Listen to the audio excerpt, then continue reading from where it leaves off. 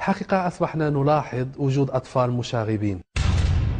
طلبات الأطفال لا تنتهي، رفضوا الدراسة، أطفال لهم سلوكيات غريبة عن تقاليدنا وعاداتنا وعن ديننا وعن غيرها. السؤال: من السبب؟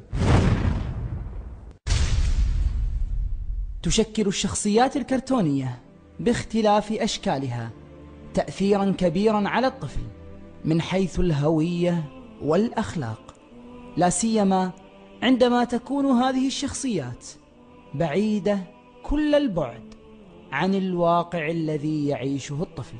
بالتأكيد التأثير كبير جدا لهذه الرسوم المتحركة أو الشخصيات التي هي تعد قدوات ونماذج يقتدي بها الأطفال. ظاهرها المرح والمتعة والحركة الزائدة، هذه تصبح سلوكيات يقلدها الأطفال، فلذلك أطفالنا أصبحوا مشاغبين، لا يجلسون، كثير الحركة، يرفضون الدراسة. لأن حتى الدراسة لماذا يرفضها الأطفال؟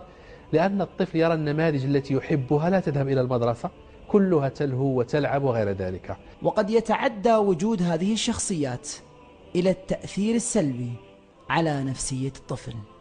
الطفل لما يقلد هذه الشخصيات ما هي النتائج؟ هذه الشخصيات كلها مهووسة بالجنس وبالأشياء الخارقة التي فيها السحر والشعوذة وغير ذلك، فالطفل سوف يرفض أن ينمو نموا عاديا، يريد أن يتقدم قبل وقته. وذلك أصبحنا نرى الأطفال في 5 سنوات يعرفون عن الجنس ما لا يعرف حتى يمكن ناس في 18 و20 سنة. إضافة إلى أن هذه الشخصيات كلها شخصيات وراءها صناعة، ليست فيلم، إنما هو فيلم وملابس وأدوات مدرسية وحقائب وماركات وعطور وغير ذلك. إذن أصبحت صناعة، الهدف منها هو ترويج ما يسمى ببناء الشخصية الاستهلاكية. وذلك سنكون أمام جيل صاعد الآن إذا لم نتدارك أمورنا، أمام جيل صاعد لا يهم إلا الاستهلاك. ويبقى السؤال المهم: كيف نحفظ أبناءنا من هذه الأشباح الكرتونية؟ أول شيء قضاء أوقات مع الأطفال. لو كل أب وأم قضى نصف ساعة مع أولاده، سواء كان حوارا أو لعب أو ملاعبة أو مرافقة أو خروج أو مشي أو مرافقة للتسوق غير ذلك، هذه نوع من البدائل.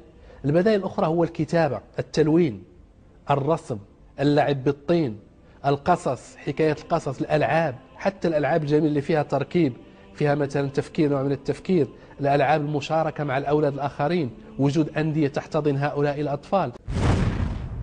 طفولتنا بإسلام الكرامة تعلمنا البسالة